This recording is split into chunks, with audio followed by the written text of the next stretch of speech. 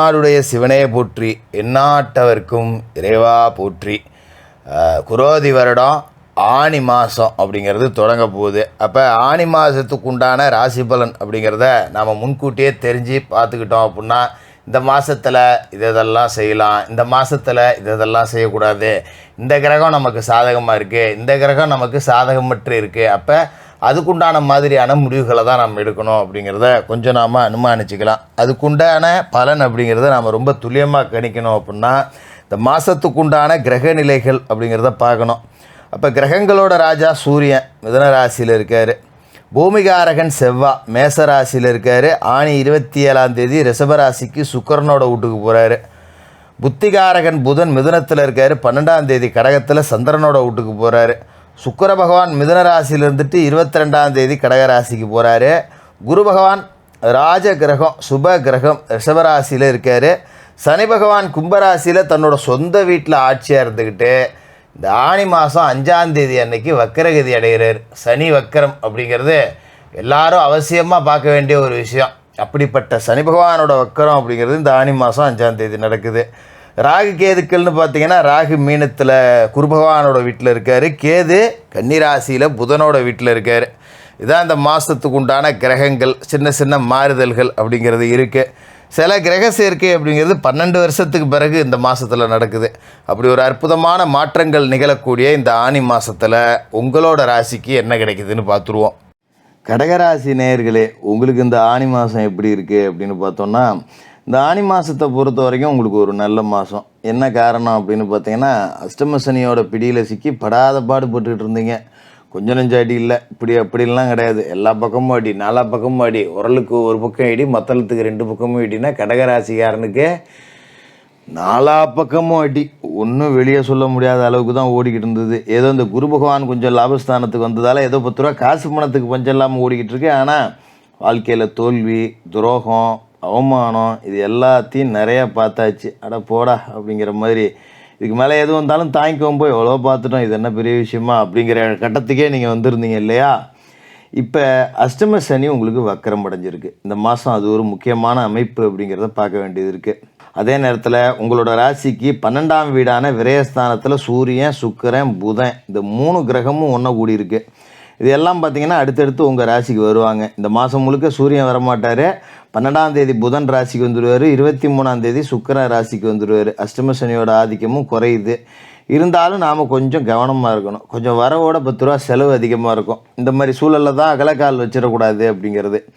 எந்த ஒரு காரியத்தையும் செய்கிறதுக்கு முன்னாடியே ஒரு செலவு 10 ரூபா நம்ம பண்ணணும்னு முடிவு பண்ணிட்டோம்னா அது அவசியமா, இல்லை 10 ரூபாய்க்கு கீழே இதை ஏதாவது செய்ய முடியுமா அப்படின்னு 1க்கு 4 இடத்துல விசாரித்து பார்த்துட்டு யோசித்து பார்த்துட்டு தான் அந்த செலவு அப்படிங்கிறத பண்ணணும். சரி, இப்போ சனி வக்கரம் என்ன சொல்லுது அப்படின்னு பார்த்தீங்கன்னா, உங்களுக்கு ஏகப்பட்ட குழப்பத்தை கொடுக்கும்.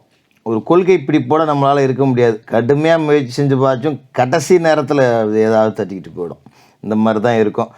உங்களோட ராசியை பொறுத்த வரைக்கும் 7க்கும் சனி தான் அதிபதி, 8க்கும் சனி தான் அதிபதி. அப்படிப்பட்டவரோட வக்கர காலகட்டத்தில் சில காரியங்கள் அப்படிங்கிறது கொஞ்சம் துணிதமாக நடக்கும். குறிப்பாக பார்க்கணுன்னா, இப்போ வீடு கட்டணும் அப்படின்னு முயற்சி செஞ்சிங்கன்னா கட்டி விடலாம். ஒரு மனக்கோழி புடலாம். ஆனி மாதத்தில் ஒரு கல் எடுத்து வச்சேன், வீடு வேலை நடக்குது அப்படிங்கிற அளவுக்கு ஏதாவது ஒரு ரூபத்தில் வீடு கட்டுமான பணிகள் அப்படிங்கிறது நடக்கும். வாடகை வீட்டில் இருக்கிறவனுக்கு ஒரு தன்னம்பிக்கை வந்துடும், இன்னும் நம்ம இனிமேல் சொந்த வீட்டுக்கு போயிடுவோம் அப்படிங்கிற மாரி. அதில் நல்லது நடக்கும். மற்றபடி இந்த அஷ்டம சனியால் பெண்களால் ஆண்களுக்கு பிரச்சனை, ஆண்களால் பெண்களுக்கு பிரச்சனைன்னு இருந்திருக்கும். அது கொஞ்சம் இனிமேல் மாறும். வேலை செய்கிற இடத்துல ஒரு பெண்களால் பிரச்சனை வரும். மேலே ஒரு அதிகாரி பெண் அதிகாரியாக இருந்தால் டார்ச்சர் கொடுப்பாங்க. அதுமாரியே ஆண் வேலை செஞ்சுக்கிட்டு இருந்தால் பெண் உயர் அதிகாரி இருந்தால் டார்ச்சர் கொடுப்பாங்க. ஒருத்தருக்கு ஒருத்தர் ஒத்து போகாது. இப்படி இருந்த நிலைமை அப்படிங்கிறது மாறிடும். வேலையே விட்டுட்டு போய்டும்டா போடா அப்படிங்கிற நிலைமை வந்துச்சு பார்த்தீங்களா? அப்போ அந்த உயரதிகாரி வேறு இடத்துக்கு மாறுதல் செய்யப்பட்டு ஒரு தலைக்கு வந்து தலைப்பாயோட போச்சு அப்படிங்கிற மாதிரி ஒரு பெரிய தோல்வி, ஒரு பெரிய அவமானம், ஒரு வேலை இழப்பு இதுலேருந்து நீங்கள் தப்பிச்சுக்கலாம். அதுமாரி பார்த்திங்கன்னா, மாத தொடக்கத்தில் விரயஸ்தானத்தில் புதன் உட்காந்துருக்காரு. 3க்கும் 12க்கும் அதிபதியான புதன் விரயத்தில் இருக்கும்போது விரயங்கள் கொஞ்சம் கூட தான் இருக்கும். நம்ம நினச்சது நிறைவேறது அப்படிங்கிறது தாமதமாகும். மற்றவனுக்கு 10 நாளில் நமக்கு நடக்கிறது நமக்கு 20 நாள் ஆனாலும் நடக்காது. ஜவ்வு மாதிரி போட்டு இழுத்துக்கிட்டு கிடக்கும். மாதிரி கணவன் மனைவி ஒருத்தருக்கு ஒருத்தர் புரிஞ்சு நடந்துக்கணும். ஏன்னா ராசிக்கு கலத்திரஸ்தானத்துக்கு சனி அதிபதி. அந்த நேரத்தில் விரயஸ்தானத்தில் புதனும் உட்காந்துருக்காருங்கிறப்ப நம்ம புத்தி கொஞ்சம் தடுமாறும். வீட்டில் பார்த்தீங்கன்னா ஏதாவது ஒரு பொருள் வாங்கிட்டு சொன்னாங்கன்னா கூட நம்ம 1க்கு 2 வாங்கிட்டு வந்து வீட்டில் சண்டை போட்டுட்டு கிடக்கணும். சரி, ஏதோ அவங்கள கொஞ்சம் மனசை குளிர வைப்போம் அப்படின்னு ஒரு புடவை கிடவை எடுத்துகிட்டு போனால், இதுதான் ஏற்கனவே என்கிட்ட இந்த கலர் இருக்குது, இதே எதுக்கு தூக்கிட்டு வந்தேன் அப்படின்னு சண்டைக்கு தான் வருவாங்க. அப்போ நம்ம 1000 500 செலவு பண்ணி சண்டை போட்டுக்கிட்டு தான் குந்தி இருக்கணும். அப்போ என்ன பண்ணணும், வீட்டுக்கு ஒரு பொருள் வாங்கணும் அப்படின்னு முடிவு பண்ணிங்கன்னா, வீட்டில் இருக்கிற மனைவியை கூப்பிட்டு போய், அப்பா இங்கே வா, நீ வேணுங்கிறத நீயே வாங்கிக்க அப்படின்னு ஓரம் கட்டி நின்றுக்கிறது அப்படிங்கிறது தான் இந்த காலகட்டத்தில் நல்லது. இது மாதிரி ஒருத்தருக்கு ஒருத்தர் விட்டு கொடுத்தும் போய்க்குங்க. அதேமாரி ஆனி மாதம் 23ஆம் தேதி வரைக்கும் உங்களோட ராசியிலேயே சுக்கிர பகவான் இருக்கார். 23ஆம் தேதி அவர் கடகத்துக்கு போகிறாரு. ராசிக்குள்ளே இருக்கும்போது நிறைய நன்மைகள் தான் செய்வார். அதாவது சுக்கிரன் பார்த்தீங்கன்னா உங்களோட ராசிக்கு லாபஸ்தானத்துக்கு அதிபதி. அவர் விரயஸ்தானத்தில் 22 நாள் வரைக்கும் இருக்கார். லாபஸ்தானத்துக்கு அதிபதியான சுக்கிரன் விரயஸ்தானத்தில் இருக்கார். அப்படிங்கும்போது லாபம் ஒரு பக்கம் வந்தாலும் அதுக்குண்டான விரயம் வரும், விரயம் ஒரு பக்கம் வந்தாலும் அதுக்குண்டான லாபம் வரும். ஆக மொத்தம் 10 ரூபா நமக்கு மிச்சம் இல்லை. நேற்று 10 ரூபா வச்சுருந்தேன், இன்றைக்கி 10 ரூபா விடல, நாளைக்கு 10 ரூபா வச்சுருப்பேன் அப்படிங்கிற மாதிரி தான் ஓடும். கையில் இருக்கிற காசை நம்மளால் இழுத்து பிடிக்க முடியாது. வந்துச்சுன்னா செலவாயிடும். வர்றது தான் தெரிஞ்சுது, நேற்று தான் சம்பளம் வாங்கினேன், இன்றைக்கி 1 ரூபா விடலடா கையில் அப்படிங்கிற மாதிரி தான் வாழ்க்கை ஓடும். அதேமாதிரி அவர் உங்களோட ராசிக்கு வராரு அப்படிங்கிறது ஒரு யோகம் தான். 23ஆம் தேதி வியாபாரத்தில் கொஞ்சம் பழைய கூட்டாளிகள் யாராவது இருந்தாங்கன்னா அவங்களால பிரச்சனை வரக்கூடிய வாய்ப்பு. அப்போ ஒரு கூட்டு தொழில் பண்ணிக்கிட்டேன், ஒரு கூட்டாளியை பிரித்து விட்டேன், அவங்களுக்கு ஒரு 10 ரூபா பாக்கி வச்சுருக்கேன்னா அதெல்லாம் தூக்கி கடாசி போடுங்க, வேறு எங்கேயாவது கடன் வாங்கியாவது அதை விட்டெறிஞ்சிடுறது அப்படிங்கிறது நல்லது. மாதிரி யாருக்காவது கொடுக்கல் வாங்கல் இருந்ததுன்னா அதை கொஞ்சம் சரி பண்ணி வச்சுக்கிங்க. இல்லாட்டி நல்லபடியாக ஃபோன் பண்ணி, எப்பா இந்த நேரத்தில் ஆகாது, அடுத்த மாதம் ஆகும், 2 மாதம் ஆகும் அப்படின்னு சொல்லிடுறது நல்லது. வேலை செய்கிற இடத்துலையும் பார்த்திங்கன்னா ஊதிய உயர்வு அப்படிங்கிறது கிடைக்கும். இருந்தாலும் கொஞ்சம் கணவன் மனைவி பிரிய வேண்டிய சூழல் அப்படிங்கிறது வரும். நம்ம பாட்டுக்காக குடும்பத்தோடு செவனேன்னு வேலை பார்த்துக்கிட்டு இருந்திருப்போம், வேறு ஊருக்கு ட்ரான்ஸ்ஃபர் போட்டுருவாங்க. இப்போ தான் புள்ளியோலாம் பள்ளிக்கூடத்தில் சேர்த்தேன், மறுபடியும் நான் எங்கடா வேறு ஊருக்கு போகிறது, புள்ளியோலாம் கிளப்புறதா, சரிப்போ நீங்கள் இங்கேயே இருங்க, நான் எங்கன்னா போய் ஒரு ரூம் எடுத்து தங்கி வேலை பார்த்துக்கிட்டு இருக்கேன் அப்படிங்கிற மாதிரி கொஞ்சம் வீட்டை விட்டு பிரிஞ்சிருக்க மாதிரி இருக்கும்.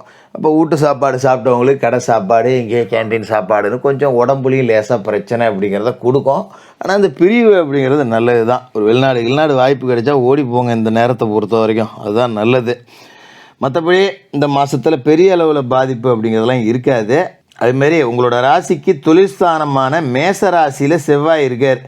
27ஆம் தேதி அன்னைக்கு அவர் லாபஸ்தானத்துக்கு வர்றார். ரிஷபராசிக்கு குருவோட கூட போகிறாரு. ஏற்கனவே லாபஸ்தானத்தில் குரு இருக்கார். இந்த மாத கடைசியில் செவ்வாய் அங்கே வந்துடுவார் அப்படிங்கிறது நல்லது தான். அப்போ 10ஆம் இடத்துல தான் அவர் பெரும்பகுதி நாட்கள் இருக்காருங்கும்போது விவசாய பணிகளில் 10 ரூபா லாபம் இருக்குது. இந்த குறுகிய கால பயிர்கள், காய்கறி, பழம், கீரை இந்த மாதிரி வகையில் 10 ரூபா லாபம். எண்ணெய் வித்துக்கள் பயிரிட்டோம்னா ஒரு எள்ளு வச்சேன், கடலை வச்சேன், தேங்காய் மரம் இருக்குது, தென்னை மரம் இருக்குது, அதால் 10 ரூபா லாபம். இந்த மாதிரி எண்ணெய் வித்துக்களாலையும் 10 ரூபா லாபம் கிடைக்கக்கூடிய வாய்ப்பு இருக்குது. பொது வாழ்க்கையில் இருக்கிறவங்களுக்கு எதையுமே கொஞ்சம் சிந்தித்து செயல்படணும். சொந்த தொழில் வியாபாரம் செய்கிறவங்களுக்கு, கூட்டு தொழில் செய்கிறவங்களுக்கு கூட்டாளிகளால் பிரச்சனை வரும். இல்லை நான் தனித்து தான் தொழில் செய்கிறேன்னா கூட நம்மக்கிட்ட வேலை செய்கிறவன் நமக்கு ஒத்துழைக்க மாட்டான், அடிக்கடி லீவ் போடுவான், திடீர்னு ஆள் காணாமல் போயிடுவான், ஒழுங்காக வேலை செய்ய மாட்டாங்க, ஓபி அடிப்பாங்க, நம்ம எல்லாத்தையும் பக்கத்தில் இருந்து தான் வேலை வாங்குற மாதிரி இருக்கும். கொஞ்சம் பணிச்சுமை நமக்கும் கூடுதலாக தான் இருக்கும். இருந்தாலும் சனி வக்கரம் அப்படிங்கிறது பெரிய அளவில் ஆட்டாமல் ஒரு அவமானம், தோல்வி இதுலேருந்து உங்களை ஓரளவுக்கு மீட்டு எடுத்துரும். இதெல்லாம் அஷ்டம சனி இருந்ததுன்னா வந்துடும். இப்போ சனி கொஞ்சம் பலமிழந்து போயிருக்கார் அப்படிங்கும்போது தலைக்கு வந்தது தலைப்பாயோட போச்சுன்னு ஒரு பெரிய ஆபத்துலேருந்து நீங்கள் தப்பிச்சுக்கிட்டீங்க அப்படிங்கிறது தான் இந்த ஆனி மாதம் சொல்லுது. இருந்தாலும் அஷ்டம சனியோட ஆதிக்கம் தொடருது. அவர் வக்கரத்தில் தான் இருக்காரே தவிர விட்டுட்டு போகல. அதனால் சனிக்கிழமையில் சனி பகவானுக்கு எழுதி ஏற்றணும். மாற்றுத்திறனாளிகளுக்கு உங்களால் முடிஞ்ச உதவிகள் அப்படிங்கிறத செய்யணும். இதை செஞ்சுட்டா இந்த ஆனி மாதம் நல்ல மாதமாக இருக்கும். கடகராசிக்காரர்களுக்கு வாழ்த்துக்கள்.